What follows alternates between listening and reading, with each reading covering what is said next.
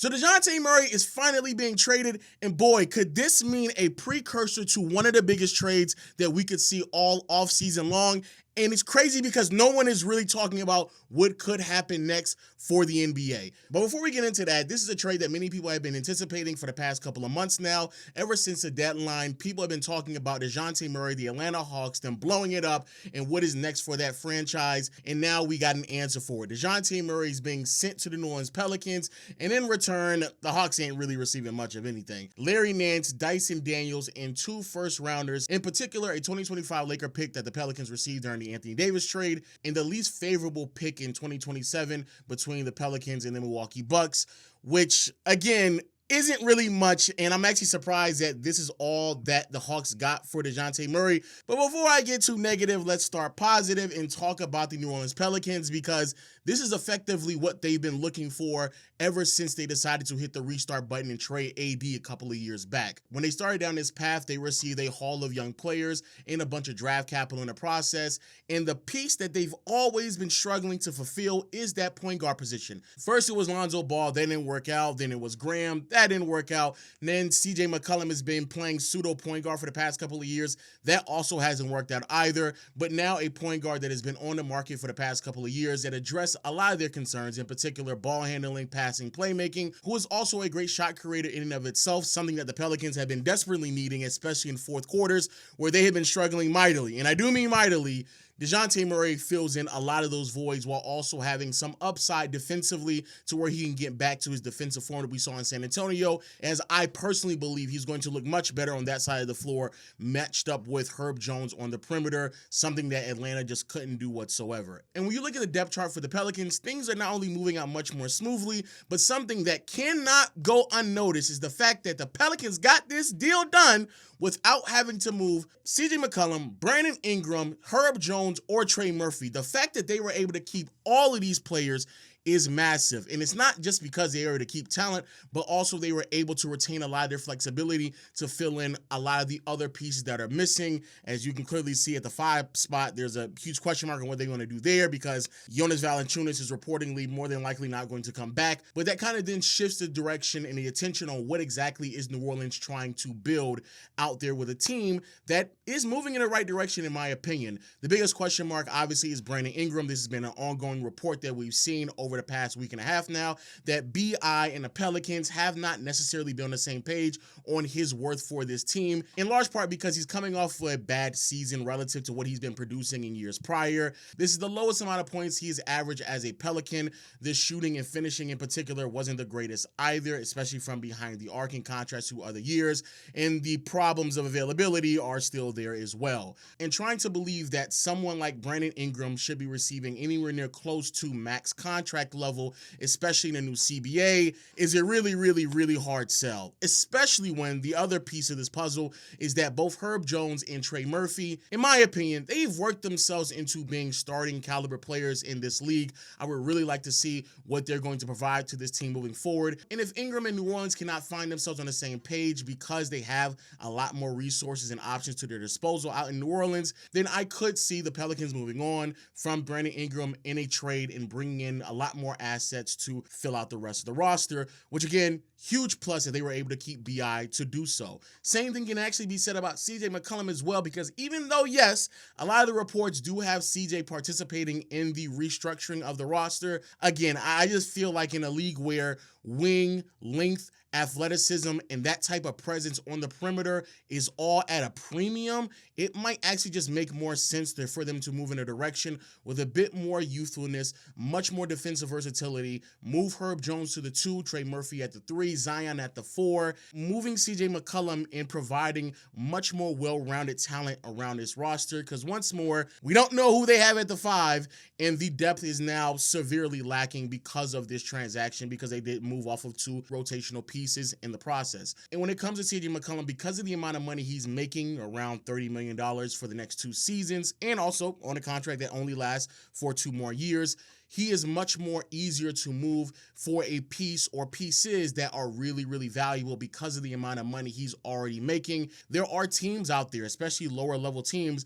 that are willing to consume bad contracts if in return they can get some draft capital in the process, which New Orleans still have at their disposal if they decide to move in that direction, which I believe they should do so. But the biggest question here, and I think by far easily the biggest question behind this, is that even though I love the DeJounte Murray trade, even though I love it even more that they were to keep B.I. and C.J. to make some more additions and moves, and there are several bigs out there that could replace Jonas Valanciunas and be an upgrade in those regards, none of it matters if Zion is not healthy and available to play at a high level. And this is an angle that I don't see a lot of people talking about, and that is Zion, unlike a lot of other young players, high draft picks going into a small market, is really been put in a very privileged situation. Zion has been surrounded by talent effectively since day one that is conducive to his playing style, but we don't really see the maximization of it because of Zion.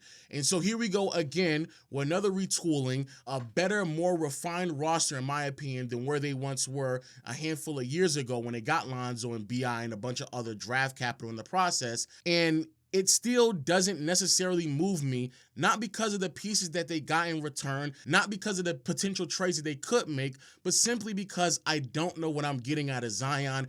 And that is pretty concerning, but certainly frustrating for any NBA fan that had high hopes that Zion at this point in his career could really be moving the needle in the NBA that is desperately needing his stardom to flourish in today's game. So Zion, please, please, please be healthy and available to maximize what this team is trying to do for you. Now, moving on to Atlanta.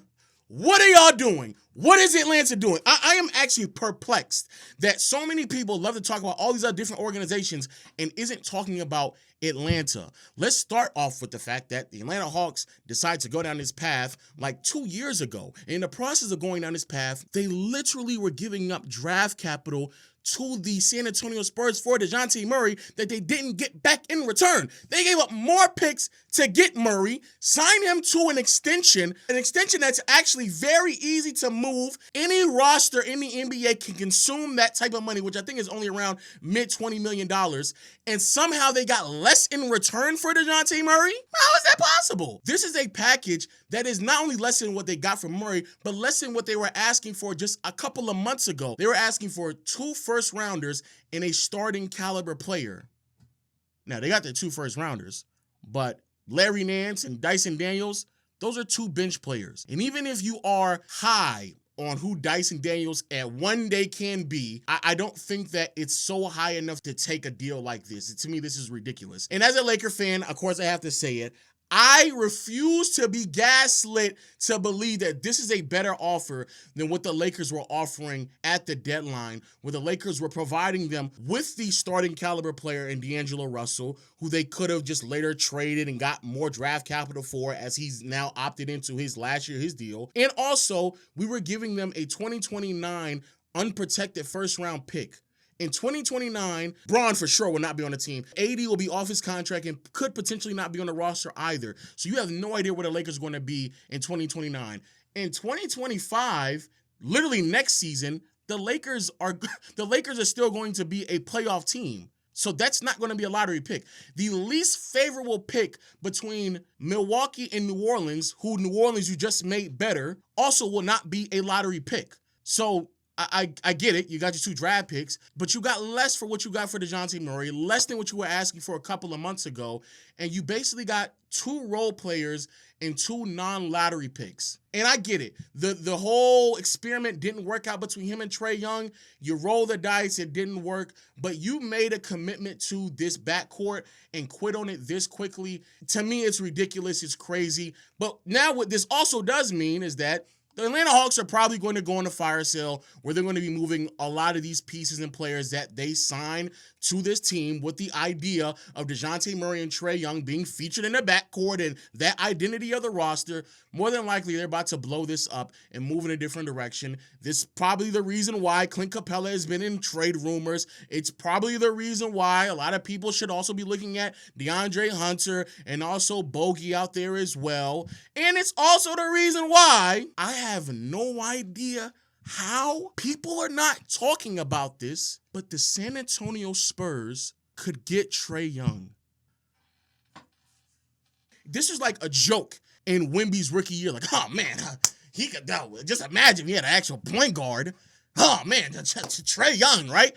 I just saw Wemby look like a 7-year peak all-time player in the second half of his rookie campaign. And you're telling me that now an all-star, all-NBA caliber guard who's a sensational passer and playmaker, the thing that they've been missing, could be pieced next to him?